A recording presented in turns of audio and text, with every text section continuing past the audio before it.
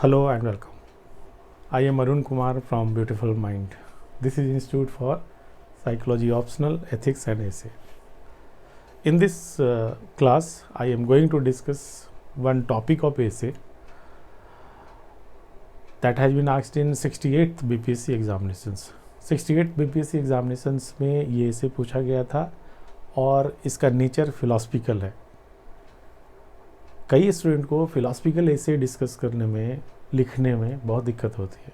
तो मैंने आपको बताने के लिए कि फिलोसफिकल एसे पर भी, टॉपिक पर भी बहुत आसानी से इसे लिखा जा सकता है, मैंने इसको सेलेक्ट किया है और आपके सामने मैं इसको डिस्कस करके दिखाऊंगा कि देखिए इसमें क्या होना चाहिए. तो ब्यूटीफुल माइंड के बारे में बाद में बताऊंगा. सबसे पहले आप टॉपिक को देख लो. टॉपिक यहाँ लिखा हुआ है that thought is the basis of life. Simple, जो विचार है वो जीवन का आधार है. इस टॉपिक को जब भी आप एग्जामिनेशन में देखोगे क्या करते हैं, आपके सामने आया, आप पढ़े और फिर अब मैं क्या लिखूंगा. फिलोसफिकल ऐसे आपको मैंने, अगर आपने मेरा पहले का वीडियो देखा है तो मैंने बताया है कि ऐसे राइटिंग में ये होता है कि आपके सामने क्वेश्चंस नहीं करना है, इसमें कई क्वेश्चंस के आंसर करने हैं. और सबसे बड़ी बात, वो क्वेश्चन भी आपको खुद जनरेट करना है और उसका फिर आंसर करना है सीक्वेंस वाइज. तो जैसे आप कोई टॉपिक मिलता है तो ब्रेन स्टॉर्मिंग कर सकते हो आप उसका, कि कौन कौन से क्वेश्चंस इस पे उठता है मेरे दिमाग में. देखो, अगर आपके क्वेश्चंस नहीं उठ रहे ना इस टॉपिक से रिलेटेड और उसका कुछ छोटा छोटा जवाब नहीं आ रहा है, तो आप उस टॉपिक को लिखो ही मत, क्योंकि आप उसके यानी बहुत ही आपके लिए नया है, वो अलग है. तो ये तो खैर एकदम बेसिक चीज़ें हैं, तो इसमें क्या दिक्कत होगी, कोई भी लिख सकता है इसमें. तो बीपीएससी में जो ऐसे आता है, जैसे आपको पता है 3 भाग होते हैं उसमें. एक जीएस के जैसा होता है, दूसरा थोड़ा फिलोसफिकल, और तीसरा जो है वो लोकल लैंग्वेजेस के कल्चरल जो विजडम है उस पर बेस्ड होता है. तो लिखना तो होता है आपको अपने लैंग्वेज में, हिंदी इंग्लिश में ही, लेकिन उसके भी नेचर जो है वो फिलोसफिकल होता है. उसका भी नेचर जो आप पढ़ के देखिए कि जैसे एक मैंने वीडियो बनाया है, आप देख सकते हैं यूट्यूब चैनल पे, फ्रीली अवेलेबल है, कि बिन समाज की बोली हो सकेला का, ऐसे वाला, कि समाज के बिना बोली हो सकता, अब बिना बोली का क्या समाज बन सकता है. अब ऐसे देखिए तो आप समझ सकते हो कि भाषा के महत्व को समाज में दिखा है. वो भी एक है, लेकिन उतनी फिलोसफिकल नहीं, लेकिन है. यहाँ पे जो है वो बिल्कुल एब्स्ट्रैक्ट थोड़ा सा है. देखिए ऐसे कई तरीके के होते हैं. एक होता है डिस्क्रिप्टिव ऐसे, जो हम लोग बचपन में स्कूल में लिखते थे, जैसे कि अपने स्कूल पे एक ऐसे लिखो, दिवाली पे ऐसे लिखो. तो क्या करते हैं, आप डिस्क्राइब करते हैं. बच्चे लिख सकते हैं कि मेरा स्कूल ऐसा है, इसमें इतने कमरे, इतने टीचर है, इतनी खिड़कियाँ, ऐसे है घर, उसका वर्णन करते. वो ज़्यादा मुश्किल नहीं होता. किसी भी टॉपिक पे मेट्रो के बारे में डिस्क्राइब करना है तो लिख दो. प्रॉब्लम होती है जहाँ पे एब्स्ट्रैक्ट नेचर का होता है, जहाँ पे एक्सप्लेनेटरी ऐसे होता है, जहाँ पे आपको एक्सप्लेन करने की ज़रूरत होती है ना. तो जब आप एक्सप्लेन करेंगे, यानी उसकी व्याख्या करेंगे, काउज इफेक्ट रिलेशन होगा, यानी कि एक कोई इफेक्ट है तो उसका कारण क्या ढूंढने की कोशिश करते हैं. तो ये इसमें इन्वॉल्वमेंट होता है हायर ऑर्डर थिंकिंग स्किल्स का, जो आप इसको इस तरीके से कहते हैं हॉट्स, है ना. हायर ऑर्डर थिंकिंग स्किल्स ये ज़रूरी होता है हमारे लिए. ये हायर ऑर्डर थिंकिंग स्किल्स, जैसे कि कंपैरिजन, कंट्रास्ट, एनालिसिस, है ना. एनालिसिस मतलब बड़े चीज़ों को तोड़कर छोटे में समझाना और फिर उसका एक मीनिंग निकालना, उसका थीम पर समझना, उसके रिलेशनशिप को समझना, ये सब हायर ऑर्डर चीज़ें होती है. ये सब आएगा, लेकिन हम बस ये कह रहे हैं कि जो जब आप एब्स्ट्रैक्ट ऐसे लिखते हो, एब्स्ट्रैक्ट यानी ऐसा चीज़ जो कंक्रीट नहीं है, उनमें इनकी ज़रूरत ज़्यादा पड़ती है हॉट्स की. तो हम आपको करके दिखाएंगे, ज़्यादा बोलने से फ़ायदा क्या. तो चलते हैं, इसको करते हैं हम लोग मिलके, है ना. आप धीरे धीरे चलते हैं. देखो, thought is the basis of life. तो अगर आप मुझसे पूछो कि यहाँ पे क्या हो, एक तो ये चीज़ें हैं, ये जिसको आप कह सकते हो कि थॉट और बेसिस ऑफ लाइफ, ये दिखाना है कि ये दोनों में रिलेशन, मतलब कि जो आप लाइफ अपनाते हैं उसमें आपके थॉट का रोल होता है. तो अब यहाँ पे आपको एक चीज़ डिकोड करना है ये थाउट का मतलब क्या पे हो गया है, ये थाउट जो है बिलीव्स को भी कहते हैं, क्योंकि आपके बिलीव्स ही थाउट दोनों जुड़े हुए थे। सिद्धांत, आपके विचारधारा, गांधी जी विश्वास करते थे नॉन वायलेंस में, है ना। उनका विचार था कि समाज में जो परिवर्तन होगा वो धीरे धीरे होगा, नॉन वायलेंट तरीके से होगा। अगर हम किसी को व्यवस्था को बदलना भी चाहते हैं तो उनका एक थाउट था। नेल्सन मंडेला का एक थाउट था कि हम कुछ भी हो, एजुकेशन बहुत बड़ी चीज़ है, एजुकेशन के बिना ज़िंदगी बेकार है ना। और फ्रीडम भी बहुत बड़ी चीज़ है, आपने देखा होगा। ये सब अपने अपने थाउट है। मदर टेरेसा के अपने थाउट थे। ये सब मैं हिस्टोरिकल नाम ले रहा हूँ, हर व्यक्ति का भी थाउट होता है। जैसे आप अपने तरीके से जीवन जीते हो, हम अपने तरीके से जीवन जीते हैं, तो क्या इसमें इसका बेसिस क्या है। तो अब जो आपको एनालाइज करना है वो ये है कि ये जो थाउट है, आप ऐसे लिख लेते हैं हम लोग बहुत ही सिंपल तरीके से। ये जो ऊपर वाला लिखा हुआ है इसको हम इक्वेशन के फॉर्म में ऐसे लिख देंगे। जैसे थाउट है, ये कह रहा है कि हमारा लाइफ का बेसिस है, यानी कि ये इम्पॉर्टेंट चीज़ है, ये कॉज है और ये इफ़ेक्ट पैदा करता है, यानी इसी के आधार पर हम चलते हैं, है ना। इसके आपको इसका ढूंढना होगा कि हाउ। एक पहला क्वेश्चन है कि किस तरीके से ये बात सही है। एविडेंसेस आपको ढूंढने पड़ेंगे, है ना। आप अपने एविडेंसेस को, जैसे हिस्टोरिकल है या कंटेम्प्रोरी है, उन्हें वर्तमान के जो भी है आप लिख सकते हैं। इसमें एविडेंसेस क्या है, इसके लाइट में आपको सबसे पहले ये आंसर करना पड़ेगा। फिर इसमें देखना होगा कि क्या मतलब ये जो है कितना हद तक सही, इसको एग्जामिन करोगे। फिर ये क्या होगा कि इसका क्या रिवर्स भी ट्रू है, क्या ये पूरा सही है, इसमें कुछ कमियां है, इसमें जो है इसमें क्या कमी, इसको भी चेक करेंगे। और फाइनली इसको फिर देखेंगे कि इस बात में कितना दम है।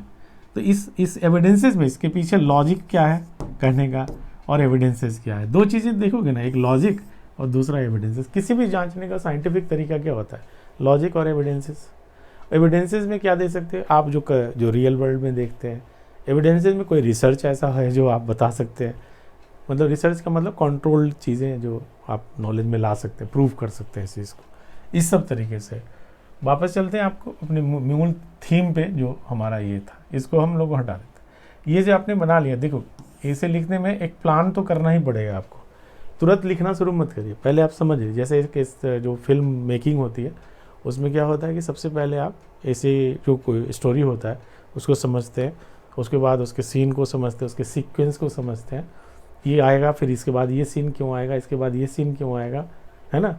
स्टोरी राइटिंग में भी वैसे होता है, वैसे ही स्टोरी टेलिंग ही है, आप एक बता रहे हैं कि किस तरीके से होगा, लेकिन इसके रिलेट भी कर। तो ये जो एब्स्ट्रैक्ट नेचर का जो ऐसे है, इसको कैसे लिखा जाए, देखो आगे चलते हैं इसमें। अगर हम एविडेंसेस जो है किस चीज़ का, कि thought is the basis of life. देखिए अगर हम चलते हैं तो एनिमल को ह्यूमन बीइंग से क्या अलग करता है, या ह्यूमन बीइंग को एनिमल से हम अलग कैसे मानते हैं। ऐसे मानते हैं ना कि एनिमल जो है, एक एनिमल जो है और ह्यूमंस, इसमें केवल बॉडी होता है। एरिस्टोटल भी कहा है कि लार्जली जो बॉडी ही तो होता है, और क्या होता है इसमें, क्या होता है बॉडी और माइंड होता है ना। बॉडी भी है प्लस माइंड भी है, तो इसलिए माइंड पे पोर्शंस को ह्यूमन बीइंग के बारे में जाते हैं। और माइंड में आप देखेंगे कि माइंड में कई चीज़ें कॉमन है, पैटर्न है, वो सभी लोगों में होता है, वो कॉमन है कैरेक्टरिस्टिक्स। और कुछ जो है वो इंडिविजुअल होती है, जैसे कहते हैं आपके थाउट। कुछ थाउट बड़े भी कॉमन भी होते हैं, जैसे एक कलेक्टिव सोसाइटी में आप जाएंगे तो एक किसी भी एक कल्चर में कुछ कॉमन थाउट्स होते हैं, तो उसको कल्चरल कहते हैं, कल्चरल बिलीव्स, है ना। तो अगर ये माइंड में देखें तो माइंड में हम यहाँ पे बात कर रहे हैं थाउट की, और मैंने थाउट के बारे में बोल दिया कि थाउट का मतलब वही हुआ जो फिलॉसफी, बिलीव्स, सिद्धांत, जो भी कर लो, प्रिंसिपल, जो मैंने जिस तरह की मैंने आप जो जीवन जी रहे हैं ना, उसका आधार जो है आपका विचार है। तो आप इस तरह से भी जा सकते हैं कि ये मतलब कहने का क्या मतलब है, कि जैसे कि आप गांधी जी के विचार को ले, गांधी जी ने विश्वास किया कि नॉन वायलेंस तरीके से जीना है, हमें वायलेंस नहीं करना है। जैनिज़्म में देख लो आपको क्या होता है कि नॉन वायलेंट तरीके से जीना है, लेकिन एक कहते हैं कि नहीं, बहुत सारे लोग जो है सब नॉन वायलेंट तरीके से, बहुत सारे एनिमल्स बढ़ जाएंगे, ये जो चिकन वगैरह है उसकी संख्या बढ़ जाएगी, ये क्या मतलब है, ये नहीं है। तो आप जो है अलग तरीके से जीते हो, आपकी फिलॉसफी अलग हो जाती है, बेसिक लेवल पे बता रहा हूँ। लेकिन उसी तरीके से आप ऊपर की तरफ जाते हो, ज़िंदगी में ऑनेस्ट होना चाहिए, बोला कुछ लोग है कहते कि नहीं ऑनेस्ट और प्रिंसिपल लेके क्या करेंगे, ये चीज़ है जो प्रैक्टिकल होना चाहिए। और प्रैक्टिकल होना चाहिए या सिद्धांत वाली चीज़ें चलना चाहिए, ये बात है। प्रैक्टिकलिटी में विश्वास करते हैं या कोई है। अब आपको प्रैक्टिकल होने का मतलब आपका विश्वास है कि लोगों को प्रैक्टिकल होना चाहिए और वैसा आप जीवन जिएंगे। प्रैक्टिकलिटी चलता है वाला कल्चर है कि प्रॉब्लम सॉल्विंग की, किसी तरीके से प्रॉब्लम को सॉल्व करो, हटाओ। एंड दूसरा है जो सिद्धांत के। आपको मैं एक एग्जांपल बताता हूँ कि एक ऑल इंडिया रेडियो से एक ड्रामा आया, उसको अवार्ड भी मिला राष्ट्रपति का शायद, एक प्याली चाय। उसमें एक फ्रीडम फाइटर दिखाते हैं कि पहले रेडियो पर कई बार आया भी कि वो एक ट्रेन में ट्रेवल कर रहा है और उसके बाद उसको चाय कम दिया जाता है एक स्टेशन पे, तो वो उसके लिए कंप्लेन करता है। तो साथ में जो यूथ है वो कहते हैं कि थोड़ा कम चाय के लिए आप उतना बड़ा बखेड़ा क्यों कर रहे हो, रहने तो। वो जब मांगता है चाय अपने दुकानदार से तो उसके साथ वो मिसबिहेव करता है। उसका कंप्लेन लेकर वो स्टेशन मास्टर के पास जाता है और स्टेशन मास्टर भी जब नहीं रिड्रेस करता है तो फिर वो जोनल ऑफिस में लिखता है। जोनल ऑफिस के बाद उसने रेलवे मिनिस्टर्स को लिखा और बोला कि बात एक प्याली चाय की नहीं है, बात है उन सिद्धांतों की जिस आधार पर हमने फ्रीडम फाइटिंग की, लड़ाई की आज़ादी के लिए। तो था कि हम आज़ाद होंगे तो हमारे यहाँ जस्टिस होगा, हमारे यहाँ करप्शन नहीं होगा। और ये क्या हो रहा है, तो जो उनका जीवन है और यूथ जो कह रहा था इसमें क्या है, दोनों में देखो एक प्रैक्टिकल एस्पेक्ट ले रहा है, एक जीवन में सत्यता होनी चाहिए, ये दोनों का यही है। जो इनका एफर्ट्स जो लगा रहे हैं उनको लगेगा इतना में तो अपना काम करो ना, ये क्या कर रहे हो। तो ये एक सोशल काउज के लिए लड़ाई, मोरल काउज के लिए लड़ाई लड़ रहा है इंसान, अपना टाइम लगा रहा है। तो जीवन का आधार उसको समझ में आएगा भी नहीं दूसरे वाले को। और दूसरे वाले को कह सकते हैं कि क्या तुम कोई न सिद्धांत है न सुविधा से चलते रहते हो।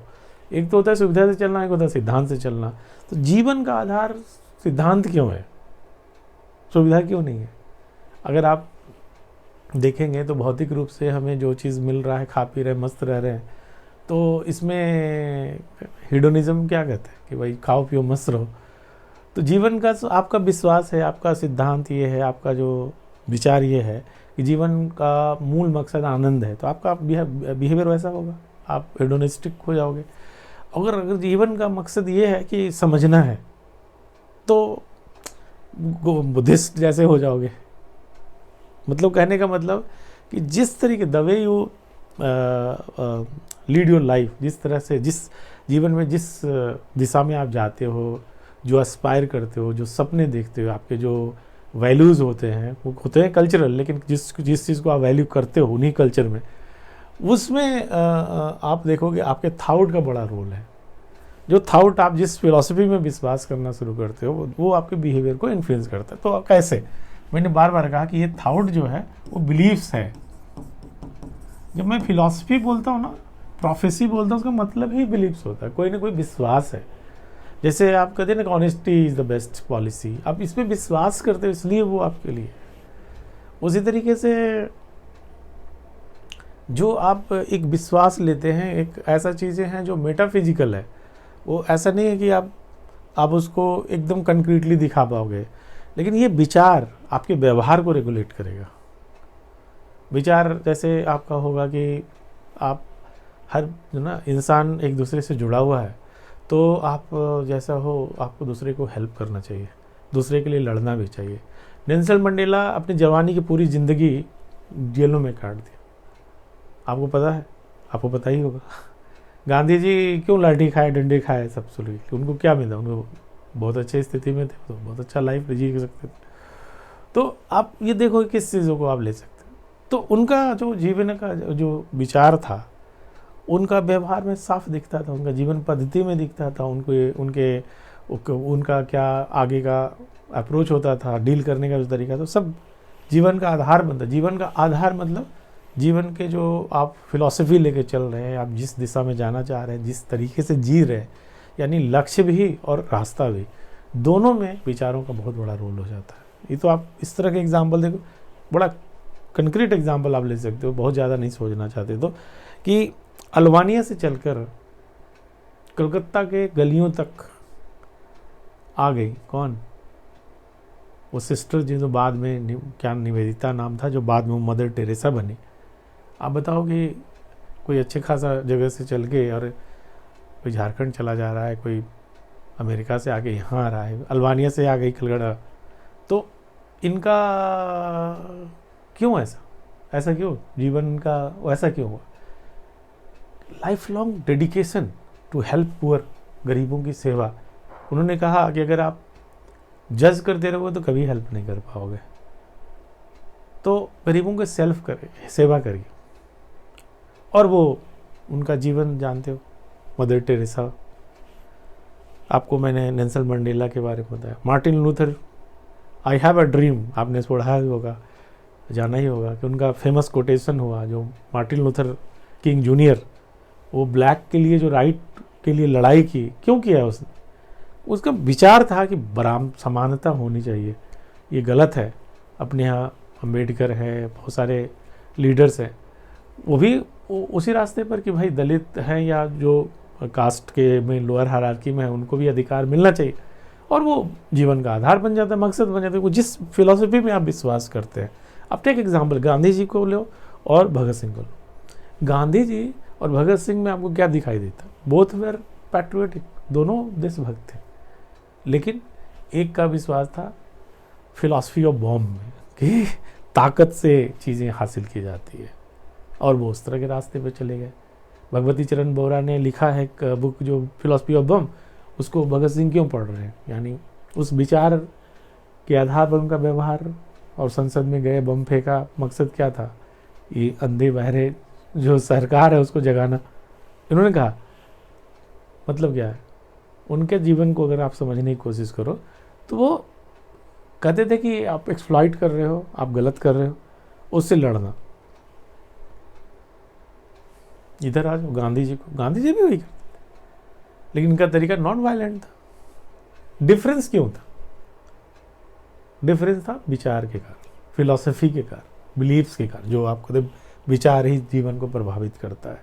आपको भी एक मैं बताऊं, तिलक भी देशभक्त, गांधी जी भी देशभक्त। 1916 से पहले के आसपास में देखें, तिलक डोमिनेट करते थे चीज़ों में, वो आर्टिकल लिखते थे और जनता के, समाज के इशू को उठाते थे, लेकिन विचार समझिए, उनका विचार था वो डिफेंसिव हो जाते थे कि जब अंग्रेज उनको पकड़ने के लिए जाता था, कहते थे मैं आर्टिकल मैंने इस आयरलैंड के अखबार से लिया, फला जगह से अखबार से लिया, इस तरीके से। लेकिन उनका अपना एक तरीका था, है ना, वो उस तरह से चीज़ों को प्रोपोगेट कर दे, आगे बढ़ाया। गांधी जी भी ये थे, लेकिन इनका था कि डेयरिंग थे कि नहीं चलो जेल ले जाना है तो चलो मैं जाऊँ, लेकिन मैंने किया है, वो मान लेते थे। वो नहीं कहते थे मैं कहाँ से लाया हूँ, उन्होंने मैंने किया, जानबूझ के किया।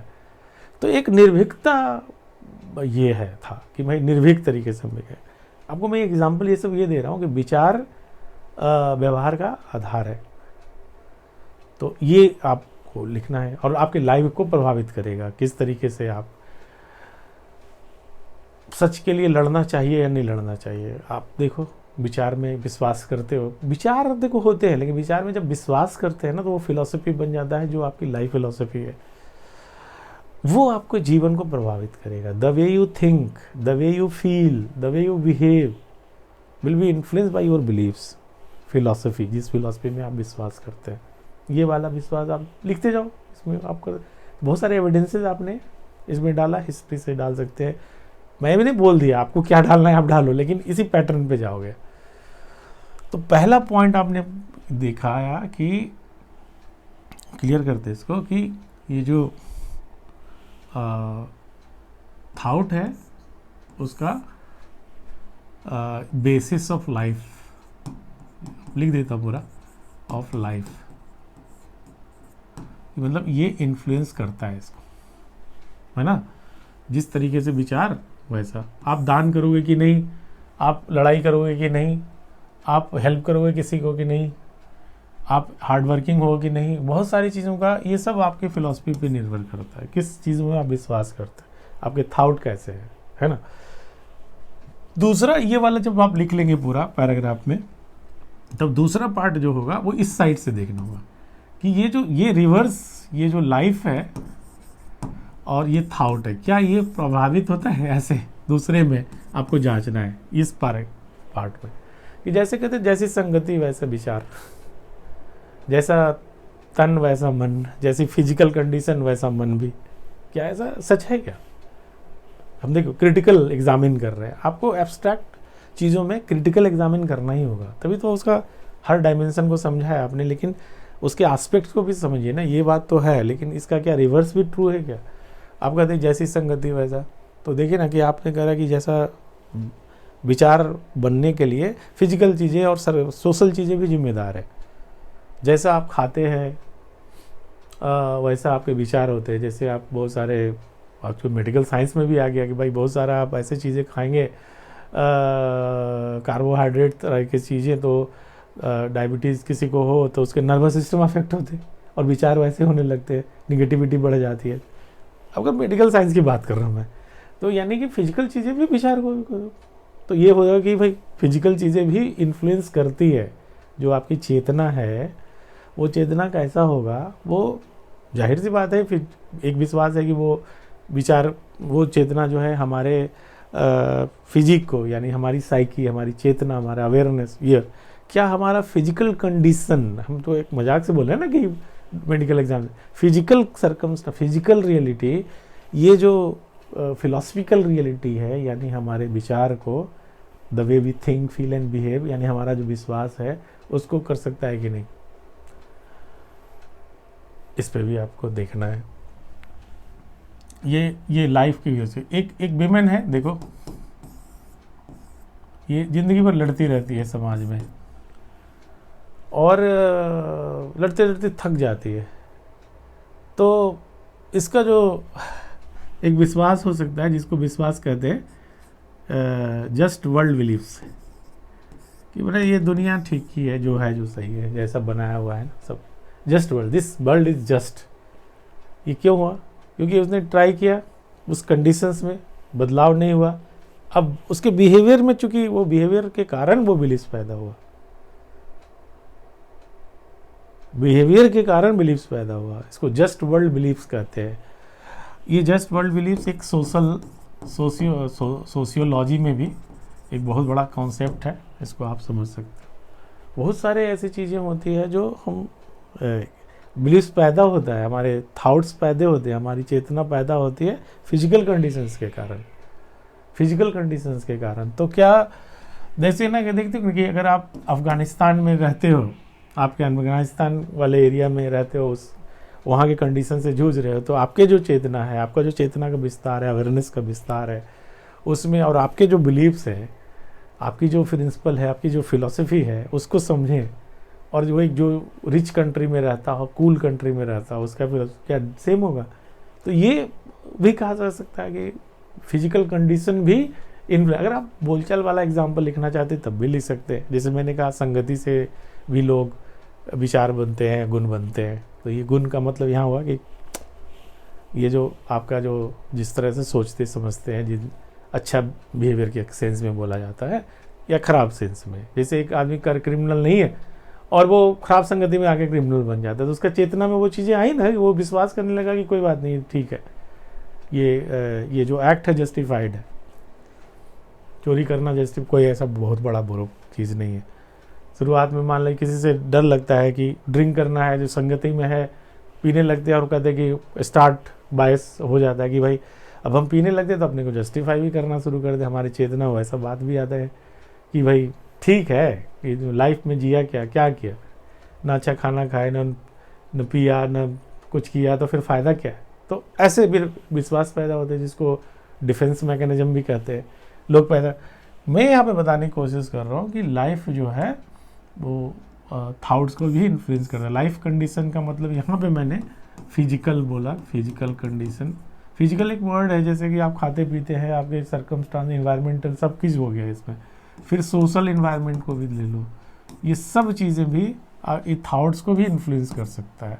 तो देखो इस साइड से भी रिलेशन है, इस साइड से भी रिलेशन है ना। तो ये वाला चीज़ को देख ले। लास्टली जो कंक्लूजन में आप जाएंगे तब आपको क्या लिखना पड़ेगा, लिखना पड़ेगा कि ये जो थॉट है लाइफ जो है, यानी कि विचार ही जीवन का आधार है, वो बात सही है, लेकिन इन पार्ट ये भी बात है कि जीवन जैसा है वो भी विचारों को प्रभावित करता है।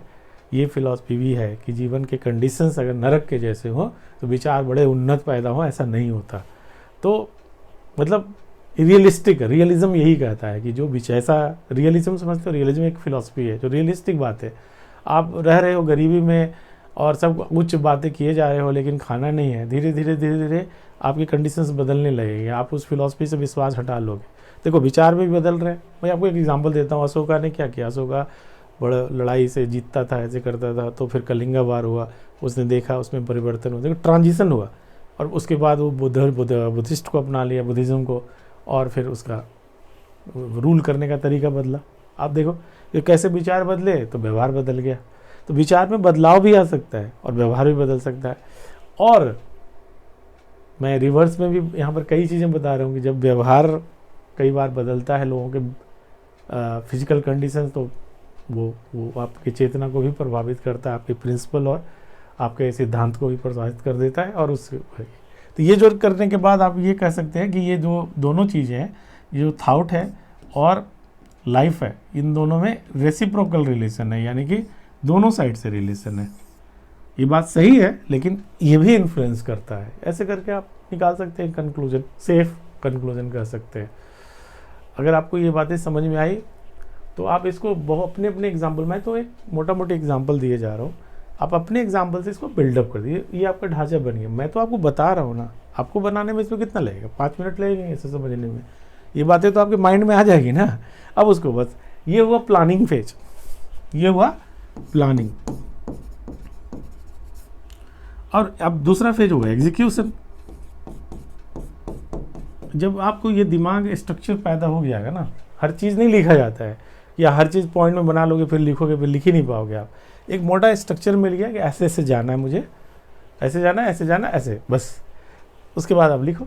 जब आप लिखोगे तो फिर इंट्रोडक्शन से स्टार्ट कर लोगे। इंट्रोडक्शन से स्टार्ट करके जैसे कलिंगा वार से स्टार्ट कर दिया, गांधी जी को उठा लिया, थॉट जो है कैसे जीवन का आधार बन जाता है ना। गौतम बुद्ध वाला उंगली मार डाकू का लिखा उठा लिया कि पहले वो डकैती करता था, विचार बदल गया तो जीवन बदल गया। बुद्धिस्ट के जो विचार हैं उनको उसमें विश्वास करने लगा। देखिए उंगली मार डाकू, तुलसीदास को ले लो, वो बहुत ही सांसारिक चीज़ों में उलझे हुए थे, और बाद में उनकी पत्नी ने कमेंट कर दिया तो वो तुलसीदास बन गए। तो ये विचार से बदलाव आ गया, तो वो आप हाईलाइट कर सकते हो। और जनरल एग्जाम्पल भी लेके आप लिख सकते हो, कुछ भी एक फिलोसफिकल कोट हो सकता है। इंट्रोडक्शन लिखने के अलग तरीके होते हैं, मैंने बड़े विस्तार से बताया, हमारा यूट्यूब चैनल पे जो वीडियो है उसको आप देखना। अब मैं आपको एक चीज़ यहाँ से बता सकता हूँ कि देखिए, आप जब ऐसे लिखने का प्रैक्टिस करना चाहते हैं और उसमें डेवलप होना चाहते हैं, तो एक बात साफ़ है कि केवल नॉलेज से कोई ऐसे नहीं लिखता। बहुत हो सकता है आपके पास नॉलेज हो, लेकिन आप लिखोगे तो हाथ ही नहीं चलेगा, लिखा ही नहीं जाएगा, और लिखोगे तो ऑर्गेनाइज नहीं होगा थॉट्स। तो ये सब प्रैक्टिस जैसा है, जैसे कि होता है ना कि आप मैंने एक टेलीग्राम चैनल पे अपना वो एक हाथ से लिख के 3 क्वेश्चन पूछा। अगर सपोज कि किसी को योगा के बारे में जानकारी हो और दूसरा योगा के बारे में समझता भी हो, जैसे कि योगा क्या होता है तो हाँ जानते हैं, योगा से क्या क्या फ़ायदे होते हैं वो भी समझता है, जानता है, तो ये दोनों जानने और समझने से उसको बेनिफिट मिल जाएगा। और तीसरा है कि तीसरा पर्सन जो योगा करता है किसको बेनिफिट होगा, तो आपको पता होगा तीसरे वाले को होगा। ये दोनों से कुछ नहीं होगा। जानने और समझने से क्या होता है, आप खूब जानते हो कि ये सब चीज़ें होती है, आप प्रैक्टिस करते हो लिखने का, नहीं करते तो आप समझ लो कि आपका डेवलपमेंट नहीं हो सकता। एग्जाम्पल याद रखना मैंने जो दिया है आप, और सोचना कि बात सही है या नहीं। तो अगर आप ऐसे लिखोगे तो आपको इवैल्यूएटर की ज़रूरत होगी कि वो ऐसे सही लिखा गया कि नहीं। अगर आपके आसपास में टीचर हैं जो आपको इवैल्यूएट करके दे सकते हैं, या कोई भी घर में भी कहते हैं MKO, मोर नॉलेजेबल, जो अदर, दूसरा कोई होना चाहिए, खुद नहीं। आप तो बेस्ट लिखोगे अपने समझ से, आपकी कमियों को निकालने वाला कोई और होना चाहिए। साइंस का एक अपना ये है। तो अगर आपको लगता है कि कोई नहीं है तो आप हमारा हेल्प ले सकते हो। इवैल्यूएशन एक बहुत इंटीग्रल पार्ट है, कौन इवैल्यूएट कर रहा है ये मायने रखता है। तो मैं 1 मिनट आपको दिखाता हूँ एक चीज़, कि जैसे आप यहाँ जाओ, ये ब्यूटीफुल माइंड है, ये आप देखोगे तो जब आप देखोगे हमारा एसी का एक प्रोग्राम है, देखो ये पूरा एसी का पूरा प्रोग्राम ही है यूपीएससी और बीपीएससी के लिए। ऐसे में देखो आप अगर यूपीएससी का एग्ज़ाम देते होगे तो आपको पता होगा कि 120 से ऊपर मार्क्स लाना डिफ़िकल्ट होता है ना, और अच्छा भी माना जाता है मार्क्स। देखो कितने मार्क्स आए हुए हैं, 157, 158, 161। ये सब हमारे स्टूडेंट्स को यूपीएससी एग्जामिनेशन में आए जो हमारे क्लासेस में टेस्ट सीरीज में थे। यहाँ पे आपको बहुत सारा प्रूफ भी मिल जाएगा इसका। ये सब देखो, ये सब जो लोग हैं ये लोगों ने एक्चुअली स्कोर किया है। तो हमने बीपीएससी के लिए 70th बीपीएससी के लिए अभी एक टेस्ट सीरीज बना दिया है, आप इसको चेकआउट कर सकते हो। ऑनलाइन में है, आप कहीं भी रख सकते हो, पटना में हो, इंडिया में कहीं भी अब्रोड हो, आप हमसे आप अपना इवैल्यूएशन करवा सकते हो। हम उसमें क्या देते हैं, हम टेस्ट सीरीज देंगे, इवैल्यूएट करेंगे, मॉडल आंसर देंगे और पर्सनल गाइडेंस और डाउट क्लियरिंग करेंगे। ये बहुत ही इंपॉर्टेंट है कि आपके ऐसे में क्या कमी मैं इवैल्यूएट करके बताऊंगा और अब बताऊंगा कि आप उसको इम्प्रूव कैसे कर सकते हो, उसका मॉडल आंसर कैसे होना चाहिए। इसको आप चेकआउट कर लेना। अगर आप नीचे की तरफ जाओगे ना तो बहुत सारे हमारे मॉडल आंसर्स ऑलरेडी बने हुए हैं। जैसे ये सिद्धार्थ जैन है जो 11th रैंक है था इनका, ये देखो 157 मार्क्स आया इनका। ये चंद्रिमा अत्री है, इसको 161, ये बिहार में ही पोस्टेड है, IAS है। ये देखो मैंने forest creates its own tree मैंने बनाया है, ये बीपीएससी के टॉपिक पे बहुत पहले और बहुत अच्छे से बना हुआ है। लोगों ने काफ़ी इसको देखा है, समझा और कहा कि हाँ ये सब इसी का हमारे यूट्यूब चैनल पे भी है, आप जाकर देख सकते हो कि किस तरीके से मैं डिस्कस करता हूँ। बीपीएससी के ऐसे को आप दोनों लैंग्वेज में लिख सकते हो, हिंदी में भी लिख सकते हो, इंग्लिश में भी लिख सकते हो, आपको इवैल्यूएशन मिल जाएगा उसी तरीके से।